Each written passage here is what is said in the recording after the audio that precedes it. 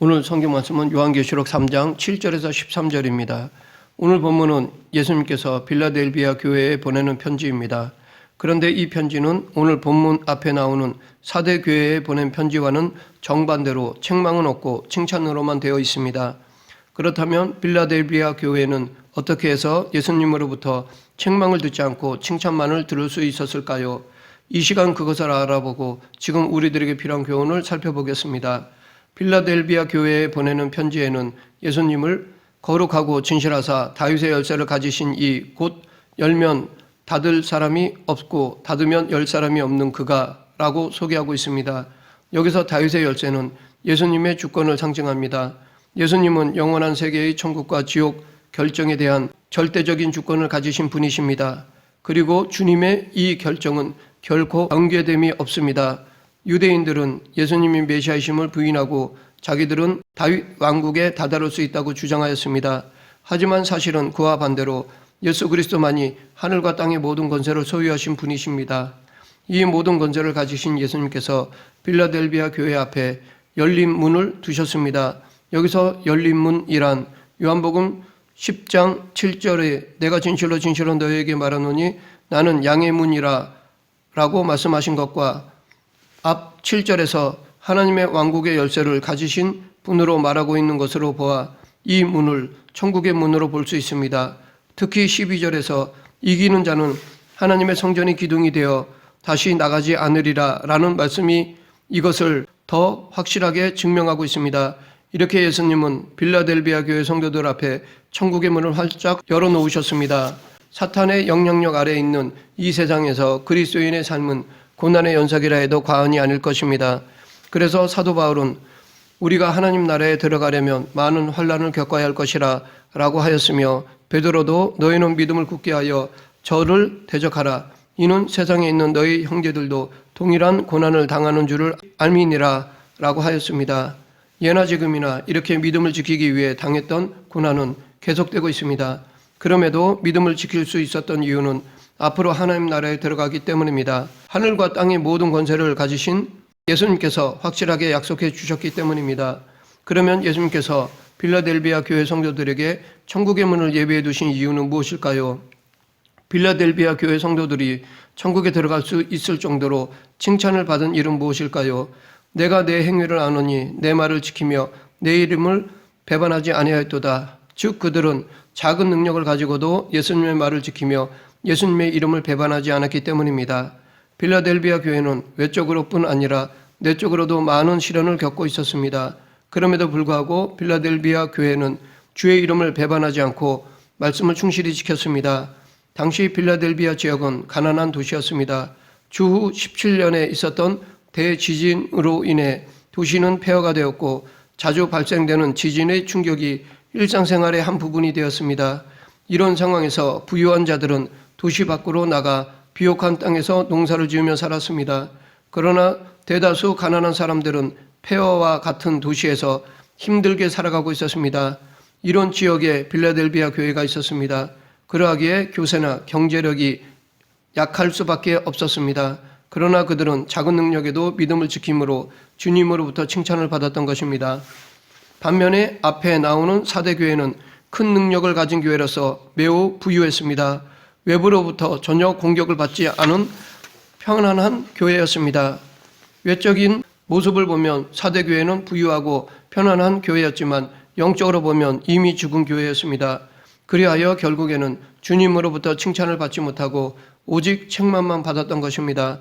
이를 통해 우리는 외부적인 환경이나 조건 혹은 능력이 많고 적음이 신앙의 수준을 결정하는 절대적인 조건이 아님을 알 수 있습니다. 물론 이것들은 상당 부분 신앙생활에 영향을 주지만 절대적인 조건은 아닙니다. 9절 보라 사탄의 회당 곧 자칭 유대인이라 하나 그렇지 아니하고 거짓말하는 자들 중에서 몇을 내게 주어 그들로 와서 내 발 앞에 절하게 하고 내가 너를 사랑하는 줄을 알게 하리라. 빌라델비아 교회는 세상으로부터 공격을 받기보다는 오히려 선민으로 자처하는 유대인들로부터 핍박을 받았습니다. 유대인들은 자기들이 모이는 곳을 유대인의 회당이라고 불렀습니다. 그런데 예수님은 유대인들의 모임을 사탄의 회당이라고 부르셨습니다. 이렇게 유대인들의 모임이 사탄의 회로 전락한 이유는 그들이 예수 그리스도를 부인했기 때문입니다. 예수 그리스도를 부인하는 것은 하나님의 계시를 거부하는 것이요 하나님 자체를 거부하는 것입니다. 그러하기에 그들은 더 이상 영적으로 참된 유대인이 아닙니다.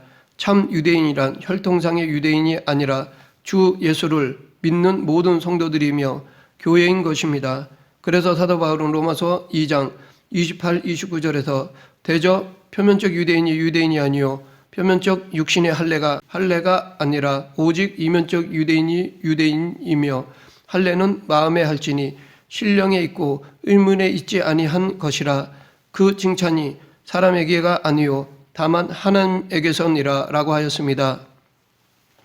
이렇게 참 하나님의 백성인 빌라델비아 교회를 핍박하는 사탄의 앞잡이들에게 예수님은 거짓말하던 자들 중에서 몇을 내게 주어 그들로 와서 내 발 앞에 절하게 하고 라고 말씀하셨습니다.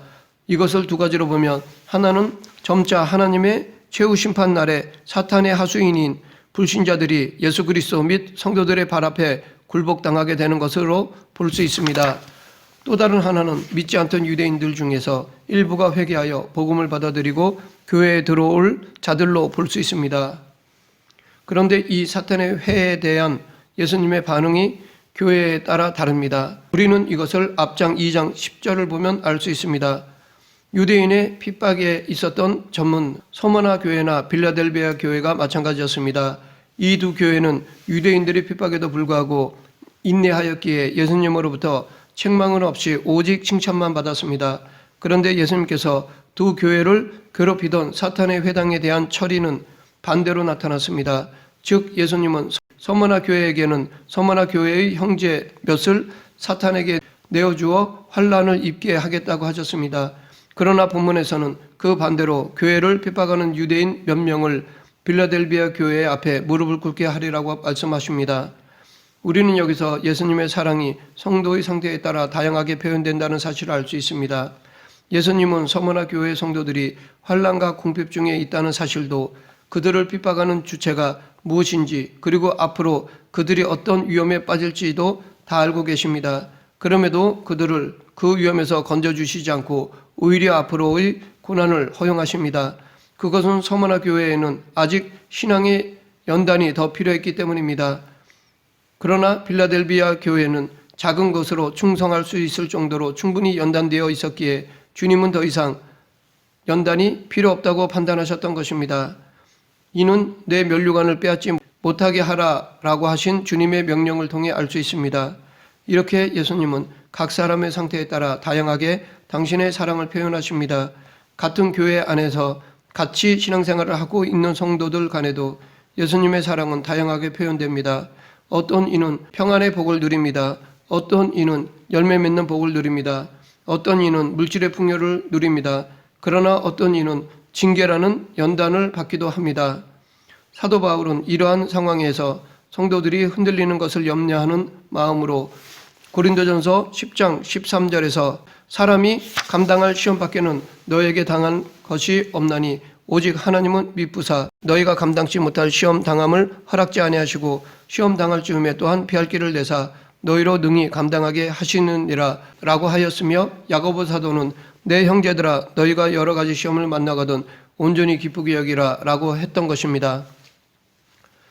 10절에 보면 빌라델비아 교회가 핍박 중에도 그리스도의 인내의 말씀을 지켰듯이 그리스도께서도 빌라델비아 교회를 시험의 때를 면하게 하실 것이라고 말씀하셨습니다. 빌라델비아 교회는 인내로서 끝까지 그리스도의 십자가 복음을 잘 지켰기 때문에 그 대가로 장차 올 더 큰 시험과 시련을 주님의 보호와 돌보심으로 마치 면제받듯이 통과하고 승리하게 될 것입니다. 물론 이는 그들의 충성에 대한 보상이 아니라 주님의 사랑과 은혜의 결과입니다. 다시 말해 작은 시련의 강을 믿음과 인내로 끝까지 건넌 결과 빌라델비아 교회는 더 큰 시험의 강을 주님의 등에 업혀 무사히 건너갈 수 있게 된 것입니다. 그런데 여기서 우리가 오해하지 말아야 할 것은 이것을 앞으로 빌라델비아 교회에 닥칠 환난을 막아주신다거나 아예 없애주신다는 의미로 받아들여서는 안 된다는 것입니다. 이것은 환난이나 시련으로부터의 보호가 아니라 환난이나 시련 가운데서의 보호를 의미합니다. 즉 빌라델비아 교회는 환난 가운데서도 예수 그리스도의 보호하심을 받는다는 의미입니다. 이것은 마치 우리가 예수님과 함께 동행하여 발제국이 둘이었는데 환난과 핍박을 받을 때 하나가 된 것과 같다고 볼 수 있습니다. 즉 우리가 핍박과 어려움 중에 힘들고 지쳐 있을 때 예수님이 우리를 업고 가시는 것입니다. 예수님은 가난한 과부가 2렙돈의 돈을 정성껏 바친 사실을 귀하게 보셨듯이 작은 능력으로 충성하는 자를 귀히 보시고 비교할 수 없는 은총으로 갚아주십니다. 실제로 주님께서 제자들을 위해 기도하실 때 내 것은 다 아버지의 것이요 아버지 것은 내 것이온데 내가 저희로 말미암아 영광을 받았나이다 라고 기도하셨듯이 성도들의 충성을 잊지 않고 은혜 베풀기를 원하십니다. 장차 주님의 재림 때 온 세상에 대환난과 시험의 시기가 올 것인데 주님께서는 빌라델비아 교회의 성도들처럼 평소 인내로서 주님의 이름과 복음의 말씀을 지켜온 자들을 기억하실 것입니다. 그리고 그들을 하나도 잃어버림 없이 모두 보호의 날개 아래 고이 품으심으로 환난의 날을 통과하도록 역사하실 것입니다. 계속해서 예수님은 빌라델비아 교회에게 내가 가진 것을 굳게 잡아 아무도 내 면류관을 빼앗지 못하게 하라 라고 권면하셨습니다. 왜냐하면 우리가 받은 은혜를 빼앗으려고 호시탐탐 사탄이 노리고 있기 때문입니다. 여기서 굳게 잡다라는 것은 끝까지 견딘다라는 의미입니다. 계속적인 의미로 마지막 날까지 깨어 있는 것입니다. 또한 사도 바울이 우리가 선을 행하되 낙심하지 말지니 피곤하지 아니하면 때가 이르매 거두리라 라고 말한 것과 같이 선을 행하되 낙심하지 않는 것입니다. 그런데 우리는 여기에 더하여 우리 스스로 믿음이 성숙되지 못해 받은 은혜를 잃어버리는 경우도 있습니다. 아무리 큰 은혜를 받았어도 게으름에 빠져 있으면 그 은혜를 잃어버릴 수가 있습니다. 그러므로 우리는 사탄의 공격뿐 아니라 신앙의 게으름을 경계해야 합니다. 12절 이기는 자는 내 하나님 성전의 기둥이 되게 하리니 그가 결코 다시 나가지 아니하리라. 여기서 하나님의 성전은 하나님께 택함받은 모든 성도들의 공동체, 다시 말해 천상의 교회를 의미합니다. 이 천상의 교회의 기둥이 된다는 것은 믿음을 지키는 자는 결코 다시는 하나님의 성전에서 밀려나는 일이 없을 것이라는 것입니다. 이 약속은 당시 빌라델비아 교회의 상황을 볼 때 성도들에게 큰 소망으로 다가왔을 것입니다. 주 17년에 소아시아 지역에는 큰 지진과 그 이후에 계속된 여진이 있었습니다. 그로 말미암아 빌라델비아 주민 거의가 도시를 떠나 성벽 밖에다 천막을 치고 살았습니다. 그런데 그러한 지진은 도시 여러 곳에 세워진 신전들도 무너뜨렸습니다. 그러한 가운데서도 신전을 떠받치고 있던 기둥들은 무너지지 않고 곳곳에 서 있었습니다. 이러한 모습을 지켜보아온 빌라델비아 교회의 성도들에게 이기는 자는 성전의 기둥이 되어 결코 다시는 하나님의 도성에서 나가는 일이 없을 것이라는 이 약속은 마음에 와닿고 감명적인 약속이라 할 수 있습니다. 이 약속은 오늘을 살아가는 우리에게도 동일하게 주어진 약속입니다. 즉 우리는 하나님의 성전의 기둥과 같은 존재인 것입니다. 그러므로 우리도 이기는 삶을 살아야 합니다. 또한 이기는 자에게 하나님의 이름과 하나님의 성 곧 하늘에서 내 하나님께로부터 내려오는 새 예루살렘의 이름과 나의 새 이름을 그 위에 기록하리라 라고 말씀하셨습니다. 여기서 이기는 자에게 새겨지는 이름들을 살펴보면 첫째, 하나님의 이름입니다. 하나님의 이름이 성도에게 새겨지는 것은 그가 하나님의 소유임을 뜻하는 상징적인 표현입니다. 그러므로 승리자의 위에 하나님의 이름을 기록하겠다고 함은 그가 하나님의 소유된 자임을 공식 입증하는 행위라고 볼 수 있습니다. 이와 같은 원리로 마지막 때에 멸망할 짐승은 자신을 쫓는 추종자들의 이마 혹은 오른손에 표를 새길 것이라고 한 것입니다. 둘째, 하나님의 성 곧 새 예루살렘의 이름입니다. 하나님의 성 곧 새 예루살렘의 이름이 성도에게 새겨지는 것은 그가 하나님 나라의 시민이라는 사실을 공식화하는 것입니다. 새 예루살렘은 하나님의 의와 통치와 그리스도와의 친밀한 사랑의 교제가 있는 곳입니다. 그리고 성령의 평강과 희락이 충만한 곳입니다. 셋째, 나의 새 이름입니다.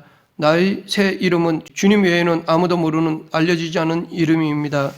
예수 그리스도의 새 이름은 그의 인격의 완전한 계시를 단적으로 상징하는데 이것은 예수 그리스도밖에 아는 자가 없다는 것은 성육신의 완전한 신학적 의미를 깨닫기에는 인간이 무능력하다는 것을 반영하는 것입니다. 그러나 예수 그리스도께서 재림하시는 그날 그의 새 이름 곧 그의 완전히 계시된 인격을 이기는 자들은 직면하게 될 것입니다. 그러나 예수 그리스도의 재림 때까지 그의 새 이름은 신비에 감춰져 있습니다. 그런데 이렇게 신비한 이름을 성도에게 준다는 것은 그 성도들이 하나님 나라의 주권자 되시는 예수 그리스도에게 속하여 그와 함께 왕 노릇하게 될 것임을 상징합니다. 말씀을 맺겠습니다. 빌라델비아 교회의 성도들은 극심한 환난 가운데서도 작은 능력을 가지고도 하나님의 말씀을 지키고 주님의 이름을 끝까지 배반하지 아니하므로 주님으로부터 칭찬만을 들었습니다. 비록 엄청난 어떤 업적을 이루거나 능력을 행한 것이 아니지만 주님의 택함 받은 교회와 성도로서 가장 기본적으로 행해야 할 바를 행함으로써 교회로서의 마땅한 모습을 나타내었고, 이에 주님은 그들을 칭찬하시며 약속을 주신 것입니다. 우리도 성도의 본분에 합당하게 행한다면 예수님께 칭찬을 받고 필라델비아 교회에 약속하신 그 약속들이 우리에게도 이루어지는 역사를 보게 될 것입니다. 우리 모두 그리스도인으로서의 본분을 지켜 칭찬과 은혜를 받는 자들이 되길 간절히 축원합니다. 기도하겠습니다. 충성된 자를 찾으시는 하나님 아버지, 저희들의 믿음이 상황, 여건에 휘둘리지 않게 하시고 어두울수록 더 밝게 빛을 비추는 등이 되게 하여 주시옵소서. 예수님 이름으로 기도드립니다. 아멘.